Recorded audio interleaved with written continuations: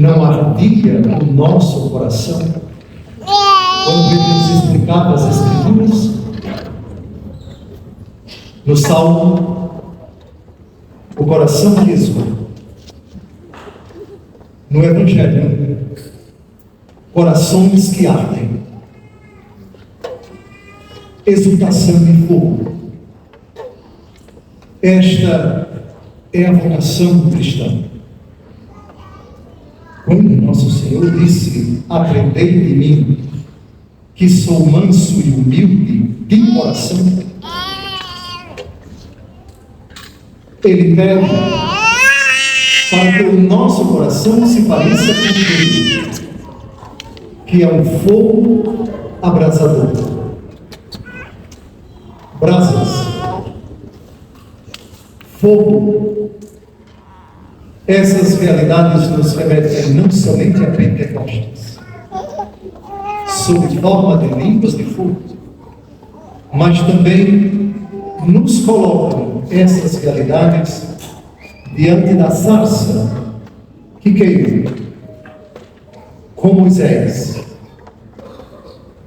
com a igreja em Pentecostes. O nosso coração hoje arde, próximos a esses irmãos que farão promessas definitivas, evocando aquilo que é o termo da nossa caminhada. Chegará o tempo em que nossas decisões cessarão e darão lugar a uma decisão definitiva.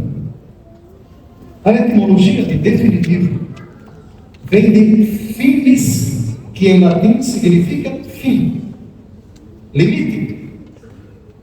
Uma decisão que não pode voltar atrás. Uma decisão a favor ou contra Deus.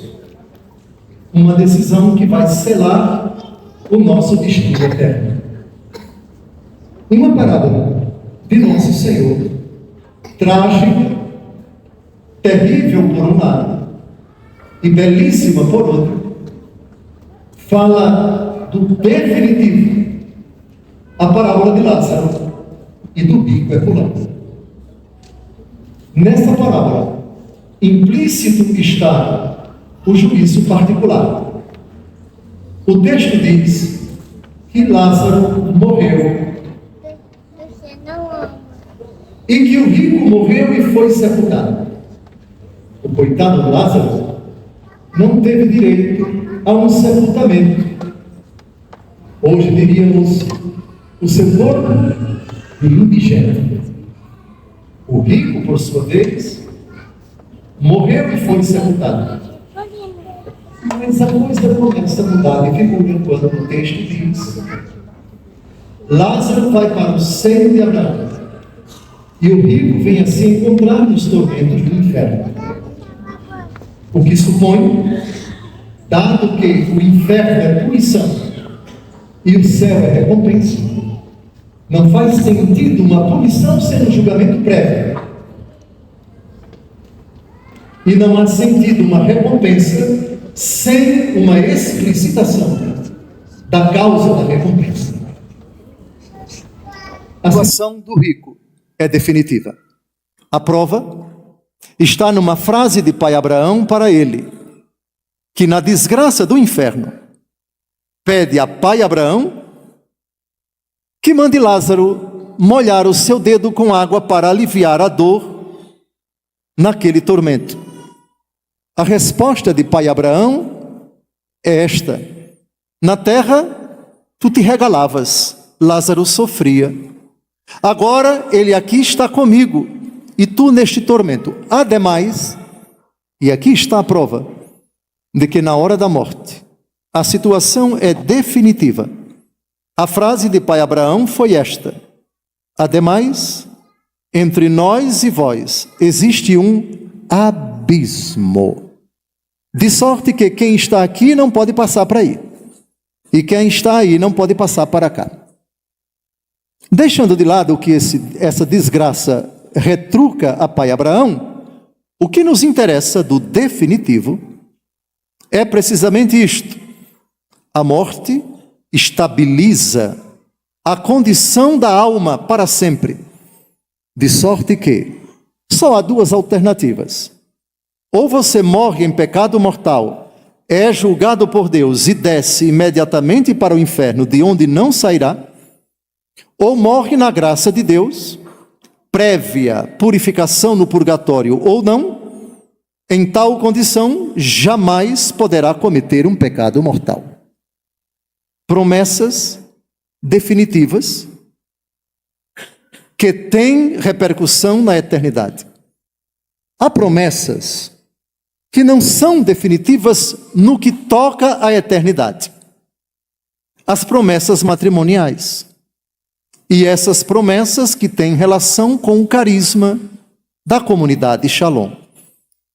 Elas podem ser revogadas, mas se isso acontecer, que tal pessoa, manifestando a suprema direção da comunidade Shalom, o faça, prévia meditação diante de Deus, acompanhada de uma humildade que impede que a saída da comunidade Shalom não seja num contexto de agressão, de lavar roupa suja em público, de criticar, de desfavorecer, de desmerecer, de pequenizar a comunidade. Em Alagoas, minha terra, se diz: cuspi no prato onde você comeu durante tanto tempo. Isso é baixo, isso é repulsivo, isso é vergonhoso. Pertence à comunidade e depois sai dela criticando quem ficou. Como se tal pessoa fosse um anjo sem mácula. A comunidade Shalom, ela é constituída de seres humanos, com suas riquezas e suas debilidades. Assim como o grupo apostólico, assim como todo o agrupamento dentro da igreja. A promessa definitiva deve comportar isto: rezei bem, meditei profundamente e tenho consciência de que esta é a vontade de Deus, ou seja, viver a santidade, primeiro, pela graça do batismo. Essa é a vocação essencial, a vocação à santidade. Essa vocação perdurará para sempre. Portanto, em qualquer estado, em qualquer abraço de carisma, seguimento a Cristo no carisma, perdurará para sempre a vocação à santidade do batismo. Pode-se falar de uma vocação à santidade no sacramento da confirmação por tabela, por correspondência, por analogia e por proximidade do sacramento da confirmação, que confirma a graça do sacramento do batismo, sem dúvida alguma. Tanto é que o rito da confirmação prevê a renovação das promessas batismais. Agora vamos às promessas matrimoniais que não são definitivas, a não ser que se entenda definitivo até que a morte os separe. Eu, fulano, te recebo, fulana, por minha mulher. Te recebo, fulano, por meu marido. E te prometo ser fiel na alegria, na tristeza, na saúde, na doença, amando-te e respeitando-te todos os dias da minha vida. Essas promessas vinculam, enquanto perdura o vínculo, que só é rompido com a morte. Uma vez rompido, a pessoa que ficou é livre para constituir um novo matrimônio, se assim o desejar. Romanos capítulo 7, versículos de 2 a 3, sem que ela caia em adultério. Agora chegamos às promessas definitivas no seguimento a Cristo mediante o carisma. Essas promessas todas supõem as anteriores. Por isso me dirijo aos que vão prometer que já são casados. Não pode haver conflito entre essas promessas e as anteriores.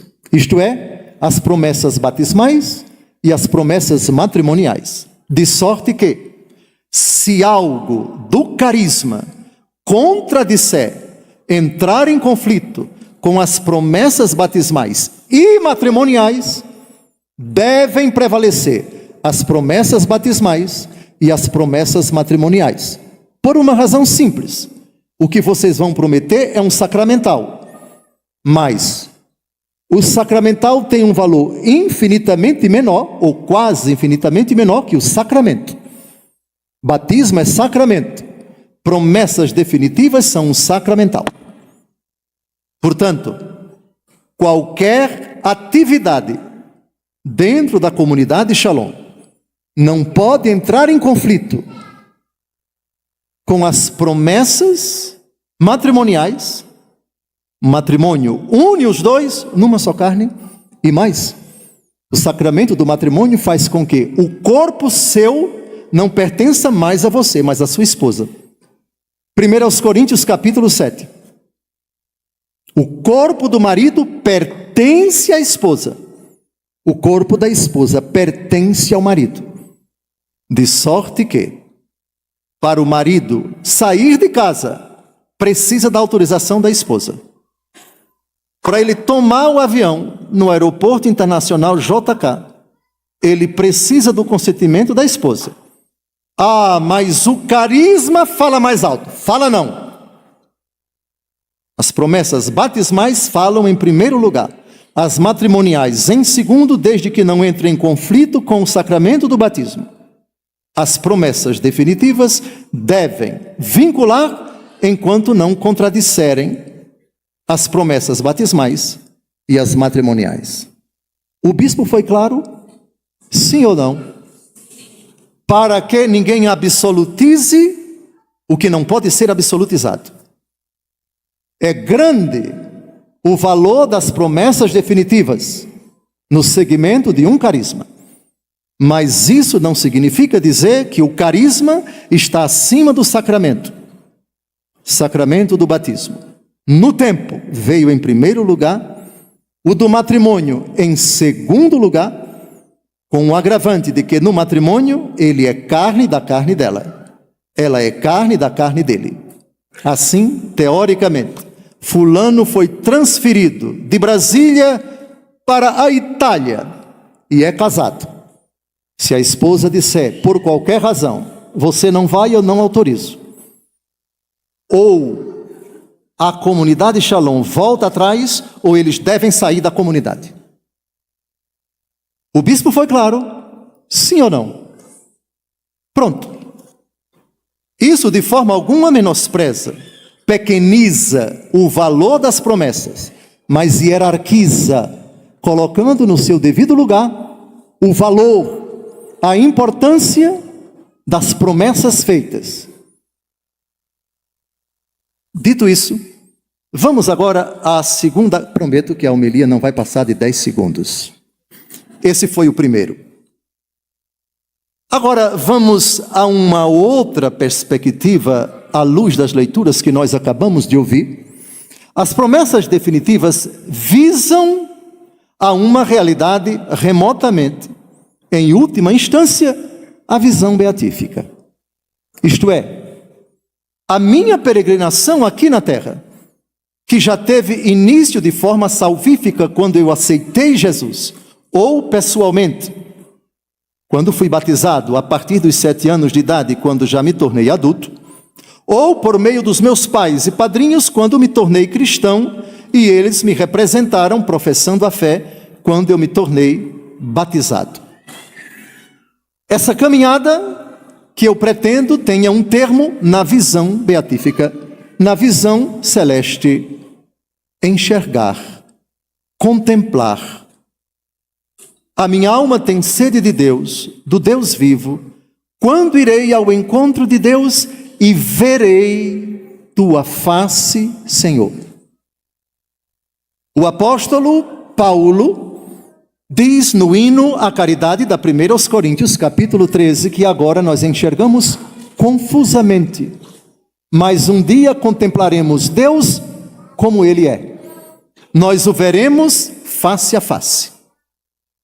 A primeira carta de São João diz: vede que prova de amor nos deu o Pai, de que nós sejamos chamados filhos de Deus, e nós o somos. Mas um dia nós seremos semelhantes a Ele, porque o veremos como Ele é. Ver, contemplar a face de Deus. Queridos promitentes definitivos, ou quase promitentes, porque a promessa vai ser após a homilia. Isso se ninguém dormir com essa fraqueza do bispo, que é fazer homilia breve. Contemplar a face de Deus, enxergar Deus. Entramos no tema da visão. Perceberam o que foi que Pedro e João, que subiam ao templo para rezar, pediram ao Esmolé, um homem coxo de nascença, que costumavam colocar todos os dias na porta do templo chamada Formosa, a fim de que pedisse esmola aos que entravam? Quem lembra? Quando viu Pedro e João entrando no templo, o homem pediu uma esmola. Os dois olharam bem para ele. E vejam o que eles pedem ao coxo: olha para nós. Pedro e João olham para ele e pedem eles dois que ele olhe para eles. Pedro e João olham bem nele, e pedem: olha para nós. Aqui é um elemento fundamental da nossa contemplação pela visão. Quis Deus Todo-Poderoso que o papel da igreja ocupasse um lugar importante na nossa antecipada visão. A visão de que São Paulo fala na 1 Coríntios: eu vejo confusamente, como que em espelho. Visão confusa, a visão da fé. A visão da fé é confusa, primeiro porque ela se faz no tempo. Quando morrermos, a fé acaba. A esperança também acaba. A esperança acaba para quem está no inferno. Quem lembra da Divina Comédia de Dante Alighieri? Em quantos capítulos, em quantas partes está dividida a obra Divina Comédia? Céu, inferno e purgatório. Com relação ao inferno, Dante descreve o inferno da seguinte forma: quando a alma chega lá, tem um letreiro na porta do inferno: ó vós que aqui entrais, aqui não há esperança. Ou seja, perca, meu filho, as esperanças, porque daqui você não sai. Pode-se falar após a morte em sentido derivado de esperança no purgatório. As almas que ainda não contemplam o Senhor face a face têm esperança de um dia vê-lo. Mas no céu não tem sentido mais esperança, porque a esperança supõe aguardar aquilo que não chegou. Mas o céu é a posse de Deus. Por isso, as 3 virtudes teologais, fé, esperança e caridade, das 3, a caridade, que jamais acabará, é a maior. E é a maior porque não passará. A fé e a esperança vão acabar. Muito bem? Então, esta virtude, a visão pela fé, ela ofusca. Ela não nos permite ver com clareza a face de Deus. Até porque há uma das bem-aventuranças em Mateus capítulo 5 é esta: bem-aventurados os puros de coração, porque eles verão Deus. Só quem está isento de pecado contempla Deus. Por isso as almas do purgatório, nem elas contemplam Deus. Nem elas. Porque se purificam das penas temporais dos pecados perdoados quanto à culpa, que não foram purificados nesta vida. A dilação da visão beatífica é causa do sofrimento das almas do purgatório. Já no inferno, aí a coisa é muito mais terrível, porque no inferno ninguém enxerga Deus. Por esse motivo dado por Jesus: bem-aventurados os puros de coração, porque verão Deus. Onde não há pureza completa, Deus não se revela a tal criatura. Por isso, Deus que no inferno se fará presente, porque é onipresente, está em toda parte, estará presente no inferno como Deus que ama, mas isso causa tormento aos anjos condenados, às almas decaídas, porque a recíproca não é verdadeira, porque odeiam esse amor, porque blasfemam contra Deus, e isso os fará sofrer por toda a eternidade. Nos anjos, no seu espírito. Nos condenados, após a ressurreição da carne, no corpo e na alma, e presentemente apenas na alma. Pois bem, voltemos ao tema da contemplação, ao tema da visão. Deus Todo-Poderoso, para suprir, enquanto estamos a caminho, a visão dele, nos deu esse dom, o dom da fé. O que é a fé? Definamos em Hebreus capítulo 11, versículo 1, e depois uma definição mais simples. Hebreus 11, versículo 1, a fé é a posse antecipada do que se espera, é a certeza daquilo que não se vê. Vejam, eu tenho certeza do que eu nunca vi com os meus olhos, mas essa certeza está radicada na autoridade de Deus e da sua palavra e da instituição que ele criou, Cristo Jesus, a Santa Igreja, que me garante, pela sua pregação unânime, que o núcleo da fé, Cristo ressuscitado, eu enxergo pela fé, não pela visão. Todavia, a visão necessita, a audição também, o olfato também, o tato também, o paladar também, de fortalecer a nossa fé. Em Romanos capítulo 10, versículos de 8 a 10, São Paulo diz: a palavra está ao teu alcance, em tua boca e em teu coração. Se confessares com tua boca que Jesus é o Senhor, e creres de coração que Deus o ressuscitou dos mortos, serás salvo. Pois é crendo de coração que se obtém a justiça, e é confessando com palavras que se chega à salvação. Um versículo antes, versículo 7, também o versículo 11, a fé chega aos ouvidos. Fides ex audito. Ordinariamente a palavra chega ao nosso coração pela audição. Mas também os outros sentidos necessitam captar os sinais visíveis, os sinais sensíveis que alimentam a fé, que fundamentam a fé. Chegamos à noção de sacramento. O que é sacramento?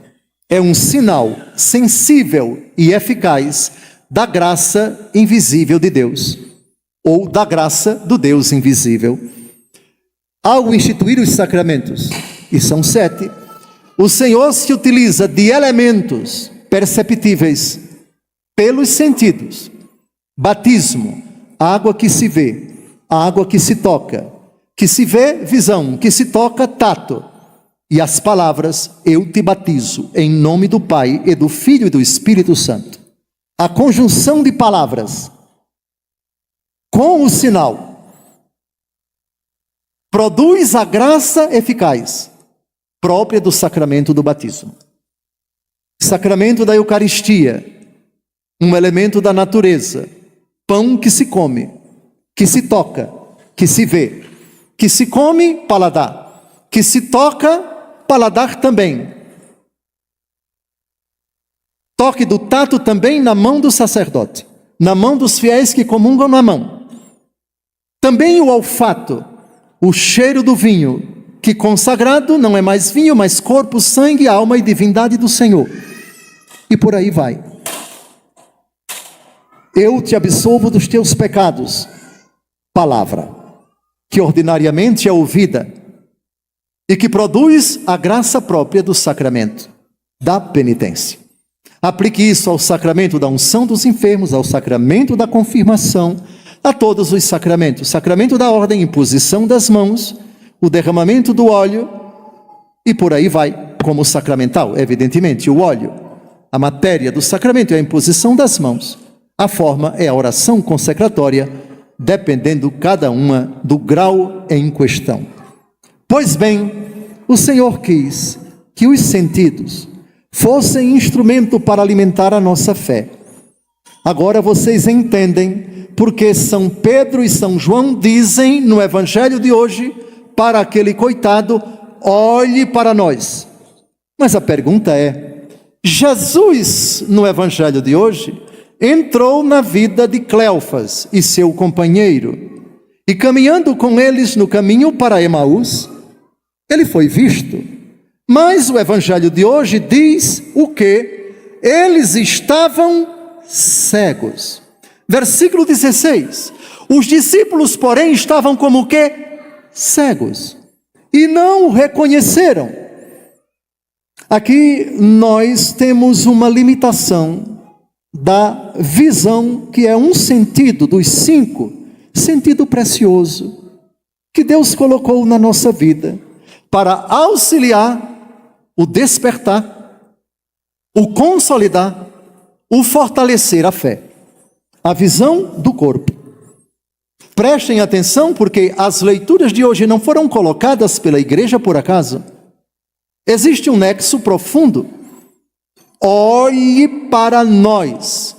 Primeira leitura. Tendo primeiro a igreja olhado para eles. No Evangelho de hoje, Jesus olha para eles. Eles olham para Jesus. Mas já que estavam cegos, a bondade de Jesus vai apelar para um outro sentido, o da audição. Costuma-se dizer, e parece que isso procede, que isso é comprovado cientificamente, que quando um dos sentidos nossos deixa de funcionar, os outros são como que aprimorados para compensar essa carência. Por isso, não subestime uma pessoa cega, porque se ela quiser, ela pode desenvolver capacidades tremendas e fazer algo que pessoas que têm os 2 olhos funcionando não fazem. Da mesma forma, pessoas privadas ou comprometidas nos demais sentidos. Jesus considerou isso para aqueles que ele vai chamar de homens sem inteligência. Como sois sem inteligência e lentos para crer em tudo o que os profetas falaram. Em linguagem nordestina, linguagem alagoana, doidinhos. Gente sem inteligência. A mesma expressão que São Paulo vai dizer, vai se referir aos Gálatas no capítulo 3, versículo 1. Gálatas insensatos, quem vos fascinou? Insensato em bom português é doido, doido varrido. Em Alagoas, lelé do quengo, abiscoitado. Mas eu não vou falar aqui o nordestinês ou alagoês, senão vocês não vão entender essa linguagem do outro mundo, do outro lado do Brasil. Pois bem, insensatos, Gálatas 3, versículo 1. Homens sem inteligência, Jesus se dirigindo a Cleofas e ao seu companheiro, cujo nome na Escritura não aparece. Aliás, esse relato só aparece no 3º Evangelho. Muito bem. A cegueira espiritual pode vir acompanhada, e quase sempre vem, do perfeito funcionamento dos olhos. Use lente de contato ou não, use óculos com grau, como eu, ou não. Aqui Jesus vai curá-los de uma cegueira profunda. Jesus está com eles, mas eles estão, atenção, cegos. Os discípulos estavam como que cegos e não o reconheceram. A pergunta é, por quê? Jesus está ressuscitado. Esta é mais uma aparição em que Jesus se revela a pessoas escolhidas a dedo. De madrugada, Maria Madalena e as outras mulheres. No final do Evangelho de hoje, vamos perceber que houve uma outra aparição a Pedro. Aqui está a prova. O Senhor ressuscitou realmente e apareceu a Simão. É a frase dos apóstolos que recebem a visita de Cleofas e do seu companheiro, que depois do episódio na casa deles, prévio caminho percorrido com Jesus de Jerusalém até Emaús, Eles se alegram e dizem: o Senhor apareceu a Simão. Quando? Já que Simão e Pedro e João correram para o túmulo, mas entraram no túmulo e viram apenas o túmulo vazio. Acreditaram na versão de Maria Madalena, em termos, porque ela disse: roubaram o corpo do meu Senhor. A informação precisou ser checada por eles. Eles foram, mas não é que acreditaram na ressurreição. Acreditaram que, em parte, a informação de Maria Madalena procedia, porque a informação dela: o túmulo está vazio, roubaram o corpo do meu Senhor. Contemplaram o túmulo vazio. Mas depois, em algum momento que não sabemos, entre a madrugada, quando aconteceu essa aparição às mulheres, e o pôr do sol, fica conosco, Senhor, é tarde e a noite já vem, Jesus apareceu a Simão. E logo depois dessa aparição do evangelho de hoje, Jesus vai aparecer no cenáculo, enquanto eles ainda estão narrando: a paz esteja convosco, etc. Só faltava Tomé. Portanto, no dia da ressurreição, foram 4 aparições do ressuscitado: às mulheres, a Simão, a Cleófas e seu companheiro, e aos apóstolos, com exceção de Tomé, no cenáculo. Muito bem, agora para sanar, para curar a cegueira do coração de Cleófas e seu companheiro, Jesus utiliza um dispositivo que para nós é fundamental no despertar da fé das pessoas. Aliás, o bispo é curioso, curiosíssimo. Aí eu disse a alguém, e apareceu em 2 segundos. Não vou dizer qual é a inteligência artificial que me deu isso em 2 segundos. Eu quero saber, nas constituições deles, da comunidade Shalom, qual é, ou quais são os parágrafos que falam da palavra de Deus, porque eu vou enxertar esse texto naquilo que Jesus vai fazer com esses homens sem inteligência, com esses que são tardos, lentos para crer em tudo que os profetas falaram. Se não, vejamos. Primeiro, Jesus faz uma pergunta que é pedagógica, que é catequética. Será que o Cristo não devia sofrer tudo isso para entrar na sua glória? E agora vem a resposta. E começando por Moisés, não o do Ceará, mas o do Antigo Testamento. Começando por Moisés e passando pelos profetas, explicava aos discípulos todas as passagens da Escritura que falavam a respeito dele.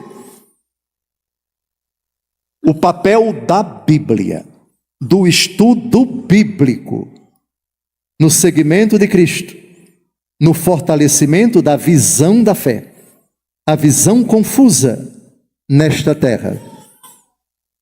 Inteligência artificial, me parece que foi de 1 para 2 segundos, ele me deu.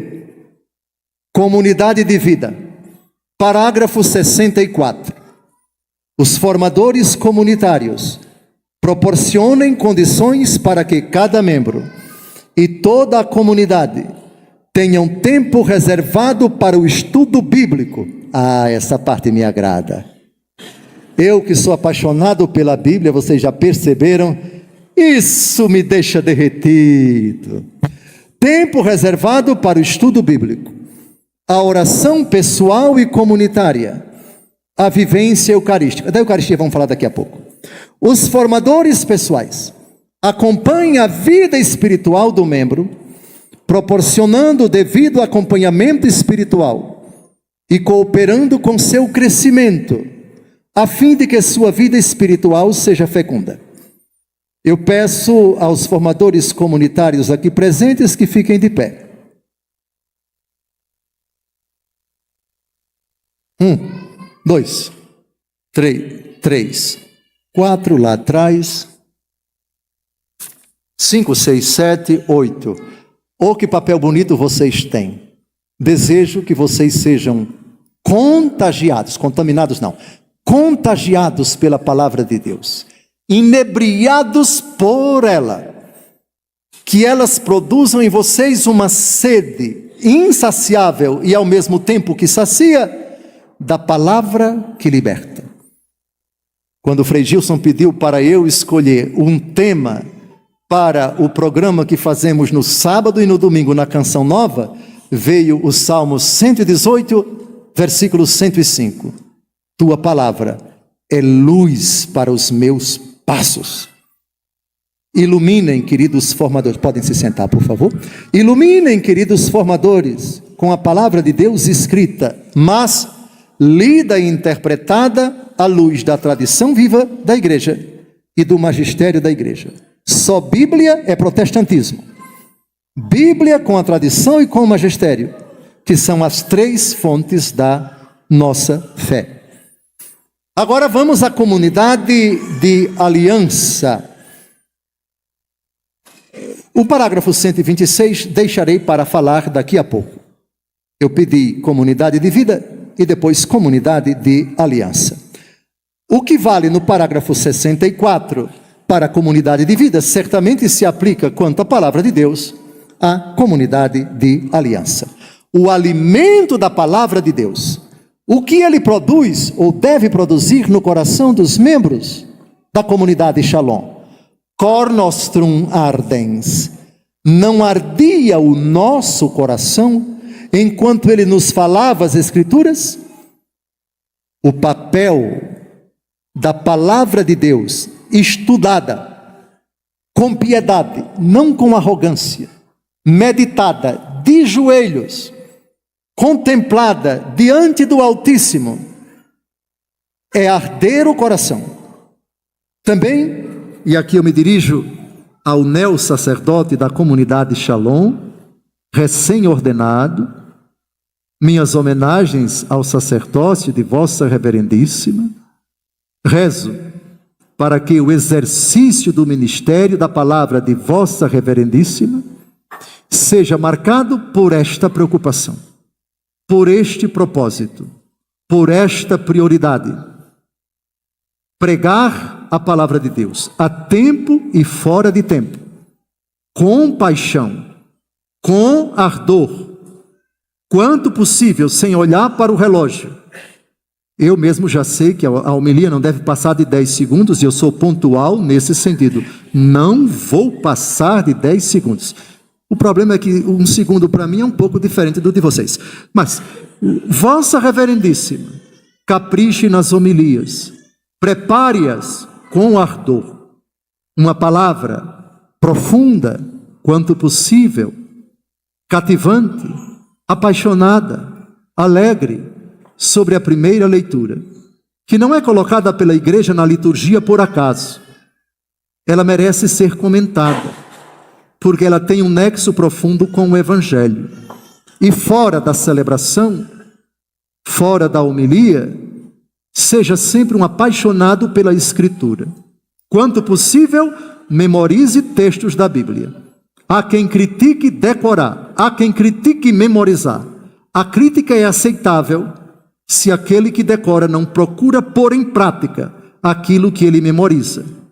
Mas a palavra de Deus, memorizada, citada, evocada como autoridade no seu raciocínio, ela é incontestável. O que aquele padre disse tem fundamento na Escritura. Tente derrubá-lo, a não ser que seja doido varrido, sem inteligência e lento para crer, como foram Cleófas e seu companheiro. Agora, com a Escritura, e de preferência com a autoridade da igreja, a citação de um padre, do magistério, isso traz não somente uma solenidade, uma piedade, mas também uma consistência e uma profunda comunhão de Vossa Reverendíssima com a igreja. Tenha a consciência, querido padre, de que no exercício do ministério da palavra, o Senhor representa Jesus e não partido político. Porque o seu ministério no altar nunca pode descambar para frivolidade, para molecagem, para palhaçada, para exposição de doutrina dos homens. O Senhor é servo da palavra humilde escravo da palavra de Deus, e bispo também. Todos nós somos servos dessa palavra, humildes servos, e servidores também do povo sedente, do povo carente, daquilo que acabou despertando o coração de Cleófas e seu companheiro. Não ardia o nosso coração enquanto ele nos explicava as Escrituras? Até agora, no caminho para Emaús, a primeira parte da missa, liturgia da palavra. Porque agora chegamos a Emaús. Porque agora o sol está se pondo.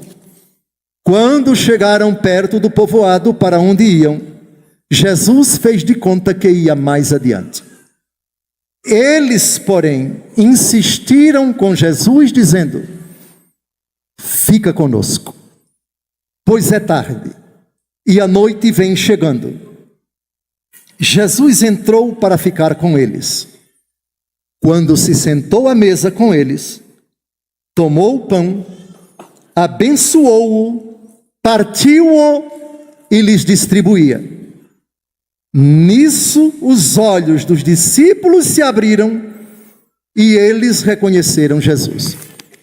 A pergunta, e aqui também a inteligência artificial em 1,5 segundo, me deu a resposta. Me dê o que Santo Agostinho diz a respeito do que aconteceu em Emaús, se foi a missa ou não, e me dê o que a Igreja Católica ensina sobre isso. O que Jesus fez na casa de Cleófas e seu companheiro foi ou não a celebração da missa? A resposta não foi a inteligência artificial. Ela é uma escrava que não pensa, que não tem sentimento, mas o papel dela é me servir. E aqui está a resposta.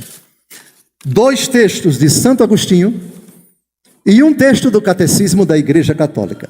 Na ordem, primeiro, Santo Agostinho.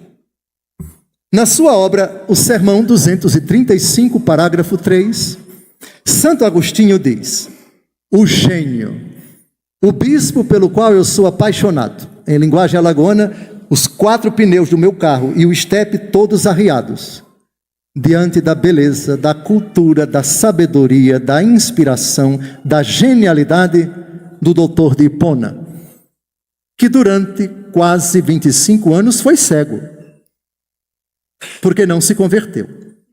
Mas a mãe que enxergava não deixou de pedir a Deus que o cabra se convertesse. Não é que o cabra se converteu? Cabra significa sujeito na linguagem alagoana. O cabra, o sujeito. Pois ele se rendeu diante da pregação, sabe de quem? Numa catedral em Milão, Santo Ambrósio. Ele se rendeu ouvindo a pregação do gênio, também bispo, também doutor da igreja.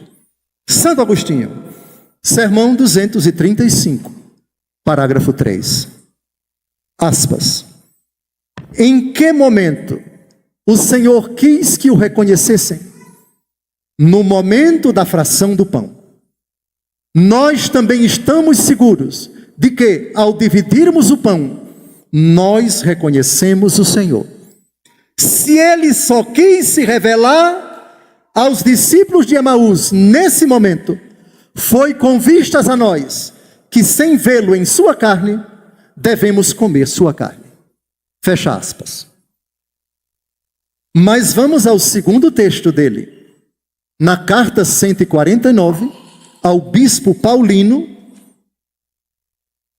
parágrafo 32 do capítulo 3. Aspas. Quando aqueles 2 o reconheceram na fração do pão, ninguém deve duvidar que se tratava do sacramento que a todos nos reúne quando o conhecemos. Fecha aspas.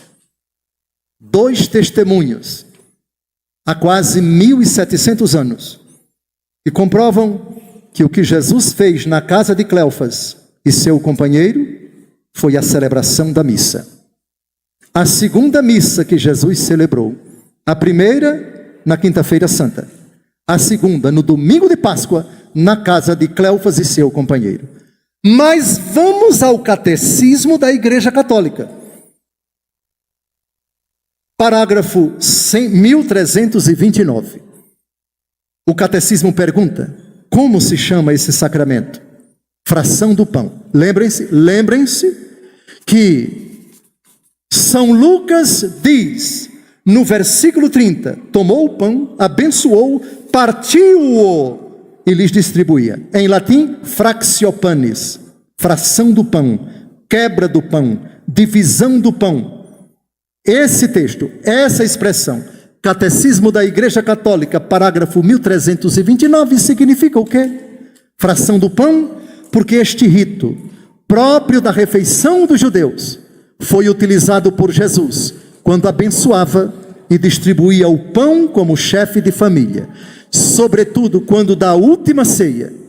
É por este gesto que os discípulos o reconhecerão depois da sua ressurreição.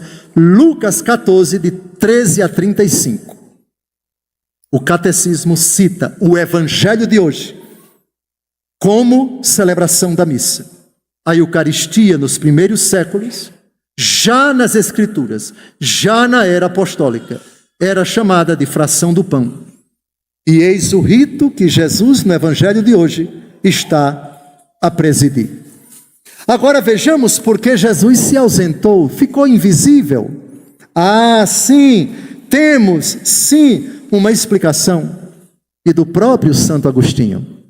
O texto diz: quando Jesus se sentou à mesa com eles, tomou o pão, abençoou, partiu e lhe distribuía. Nisso os olhos dos discípulos se abriram e eles reconheceram Jesus. Jesus, porém, desapareceu da frente deles. Querido Padre, queridos irmãos, eis a explicação de Santo Agostinho. Ele se ausentou dos nossos sentidos para permanecer presente nos sacramentos. Portanto, a figura do sacramento esconde a presença real, corpo, sangue, alma e divindade. O que você enxerga é pão. Se você chegar perto do cálice consagrado, o cheiro é de vinho, a cor é do vinho, mas não é mais vinho. Para além do sentido do olfato, ali você enxerga pela fé a presença real e sacramental do corpo, sangue, alma e divindade. Toda a celebração da missa, na ótica de um pagão, é um mero rito, a formalidade, a beleza do altar, o transcurso dos ritos, o círio pascal, o ambão, a beleza do presbitério, tudo percebido pelos sentidos. Mas, na ótica da fé, misticamente, perpetua-se o único, eterno sacrifício de Cristo no Calvário, no altar, de forma incruenta, torna-se presente o único, irrepetível, eterno, fulgurante e salvífico sacrifício redentor.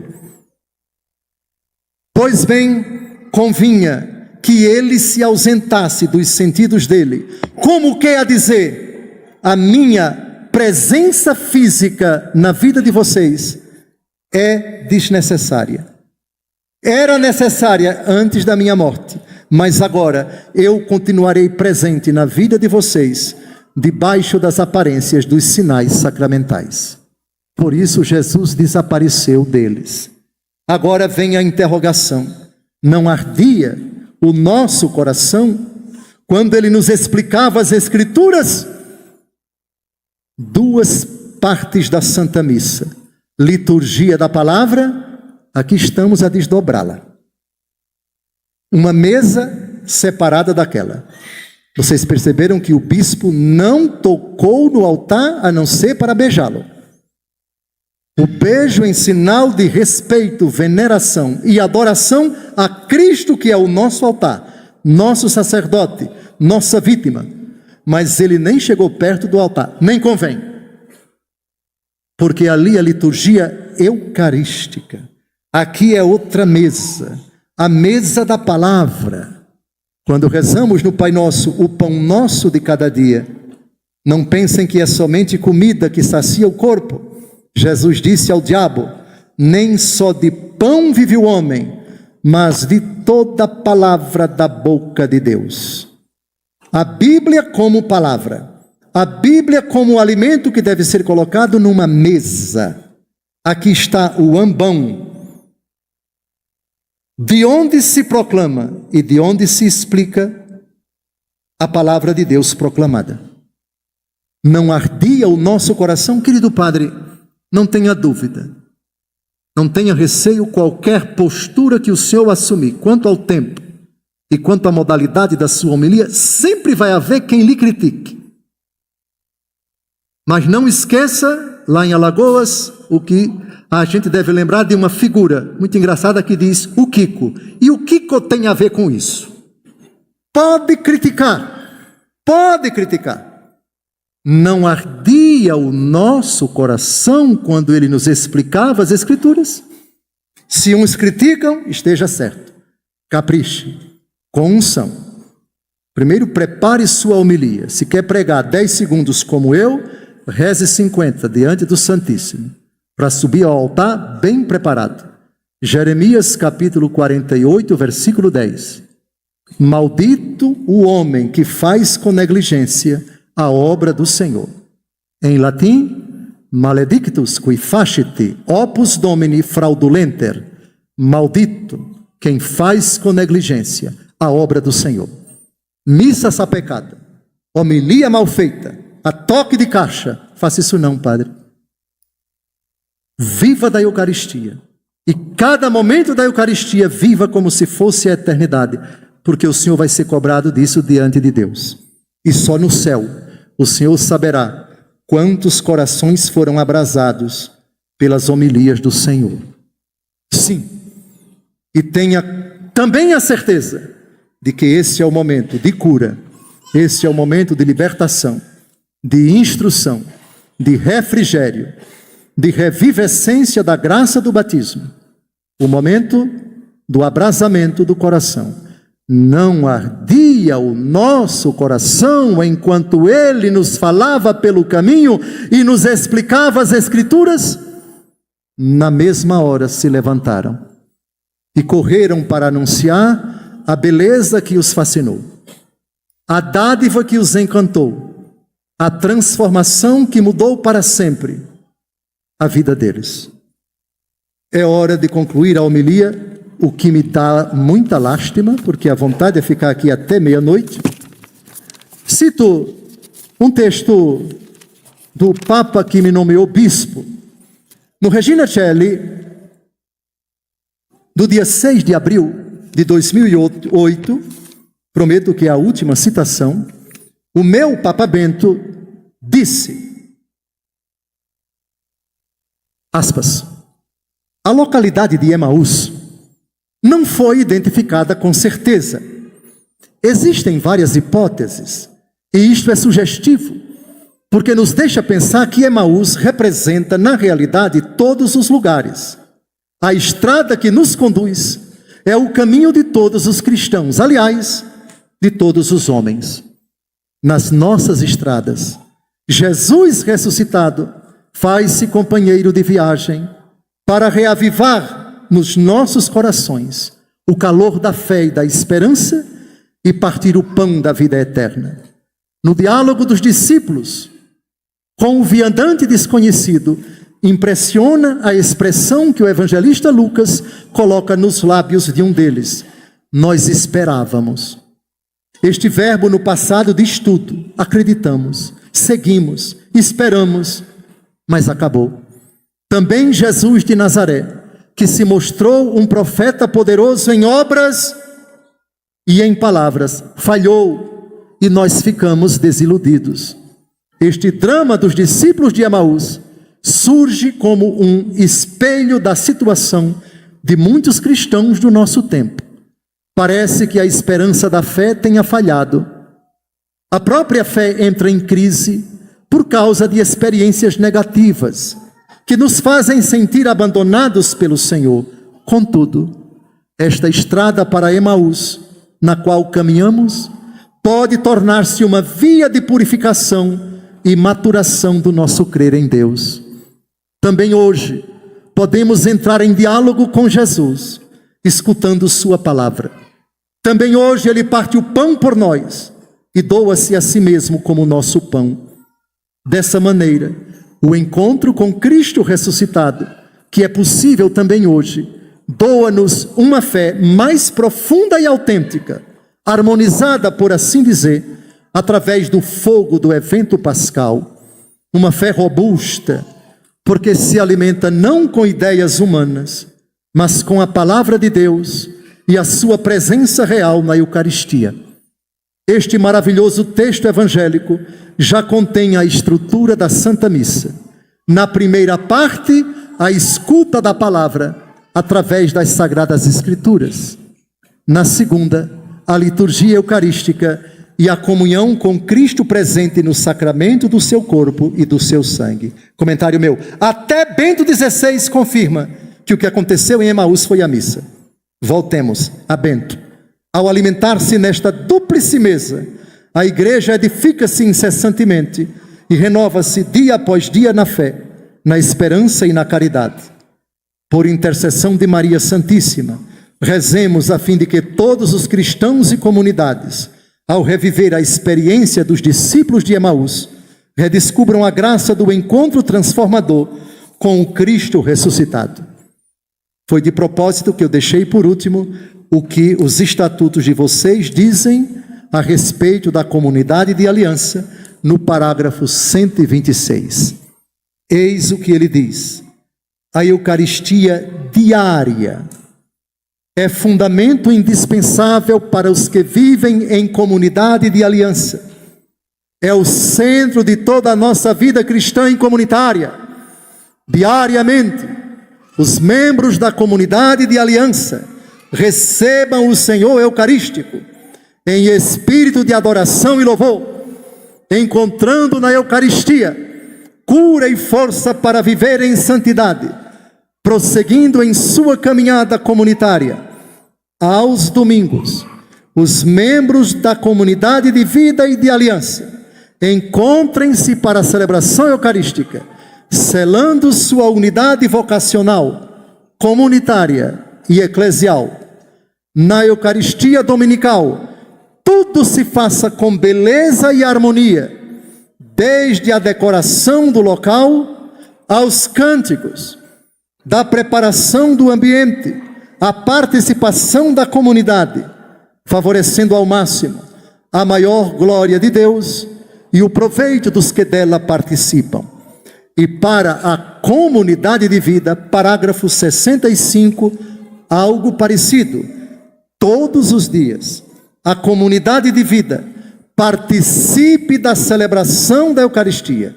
Procure vivenciá-la com todo fervor e piedade, celebrando-a como festa e mistério divino, onde o Senhor, de maneira maravilhosa, une-nos a si e a toda a igreja.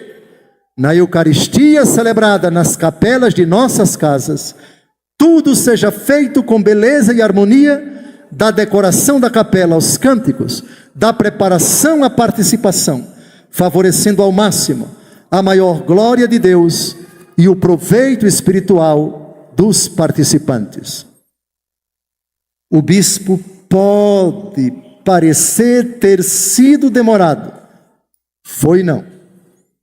Eu acho que eu fui até breve, porque o meu coração arde diante dessa palavra que me fascina.